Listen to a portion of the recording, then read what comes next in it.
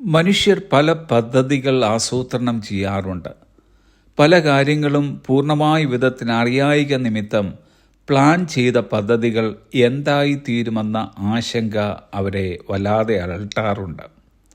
എന്നാൽ ഒരു ദൈവപൈതലിനെ സംബന്ധിച്ചിടത്തോളം എല്ലാം അറിയുന്ന ഒരു ദൈവത്തിൽ നാം വിശ്വസിച്ചിരിക്കുക കൊണ്ട് നാം നമ്മുടെ ഭാവിയെക്കുറിച്ച് ആകുലപ്പെടേണ്ടതില്ല.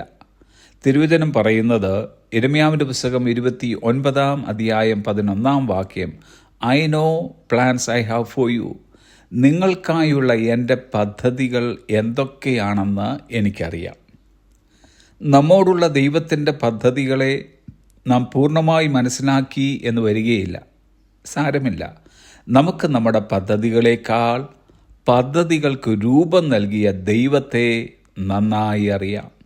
ആ ദൈവം വിശ്വസ്തനാണ്, എല്ലാം നന്നായി ആവിഷ്കരിക്കുന്നവനും എല്ലാം ഭംഗിയായി ചെയ്ത് അവസാനിപ്പിക്കുന്നവനുമാണ്.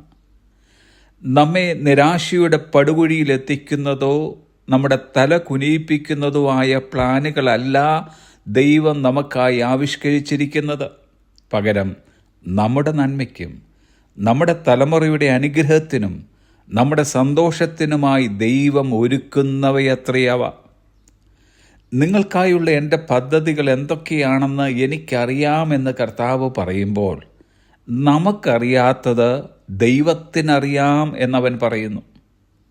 നമ്മുടെയൊക്കെ അറിവിന് പരിമിതികളുള്ളപ്പോൾ സർവജ്ഞാനിയായ ദൈവം കാലത്തിൻ്റെ ആരംഭം മുതൽ അവസാനം വരെയുള്ള നമ്മുടെ എല്ലാവരുടെയും വലിയ ചിത്രം നന്നായി കാണുന്നു, നന്നായി അറിയുന്നു.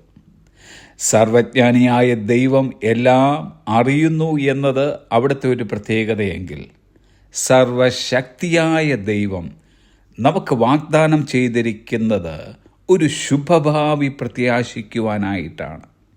ശുഭഭാവി എന്നുകൊണ്ട് ഉദ്ദേശിക്കുന്നത് ധനപ്പെരുപ്പത്തിൻ്റെയോ മറ്റ് സാമ്പത്തിക ലാഭത്തിൻ്റെയോ ജീവിതാനുഭവം എന്നല്ല. പകരം a life free of bad and full of God. തിന്മയില്ലാത്തതും നന്മ നിറഞ്ഞതുമായ ഒരു ജീവിതം എന്നാണ്. നന്മ എന്ന് കേൾക്കുമ്പോൾ അതിലേക്കുള്ള നമ്മുടെ വീക്ഷണം ദൈവദത്തമായിരിക്കണം. നന്മയ്ക്കായുള്ള നമ്മുടെ ആഗ്രഹം നമ്മെ കൂടുതൽ ദൈവത്തിലേക്ക് ആകർഷിക്കാൻ ഉദ്ദേശിച്ചിട്ടുള്ളതാണ്.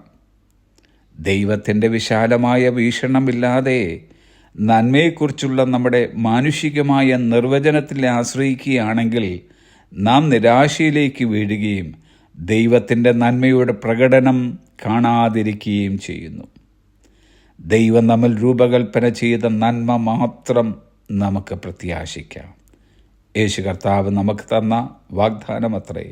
മത്തായിയുടെ സുവിശേഷം 7 അധ്യായം 11 സ്വർഗസ്ഥനായ നിങ്ങളുടെ പിതാവ് തന്നോട് യാചിക്കുന്നവർക്ക് അധികം നന്മ കൊടുക്കും. Have A blessed day.